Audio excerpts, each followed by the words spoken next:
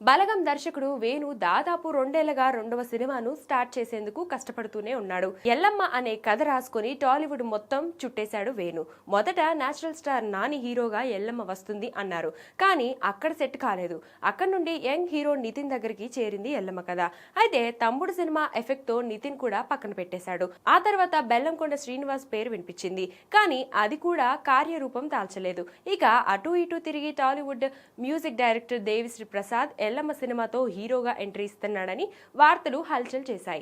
కానీ అధికారికంగా ఎక్కడా కన్ఫర్మ్ కాలేదు. అటు దిల్ రాజు కూడా త్వరలోనే హీరో ఎవరనేది చెప్పేస్తామని గోవా ఫిలిం ఫెస్టివల్ లో వెల్లడించారు. దీంతో ఎల్లమ్మ హీరో ఎవరనేది సస్పెన్స్ లో పడిపోయింది. అయితే ఇప్పుడు తెలుస్తున్న సమాచారం ప్రకారం ఎల్లమ్మ సినిమాలో హీరోగా దేవిశ్రీ ప్రసాద్ నే ఫిక్స్ చేశారట. 2 రోజుల క్రితం దేవిశ్రీపై లుక్ టెస్ట్ కూడా జరిగిందని టాక్. అంతేకాదు అల్యూమినియం ఫ్యాక్టరీలో అనౌన్స్మెంట్ గ్లిమ్స్ కోసం వీడియో షూట్ చేశారట.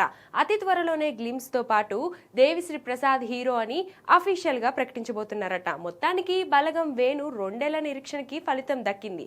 బలగం సినిమాతో ప్రియదర్శికి కెరియర్ బిగ్గెస్ట్ హిట్ ఇచ్చాడు వేణు. ఇప్పుడు హీరోగా ఎంట్రీ ఇస్తున్న దేవిశ్రీ ప్రసాద్ కూడా ఎల్లమ్మ సినిమాతో హిట్ ఇస్తాడని ఆశిస్తాం.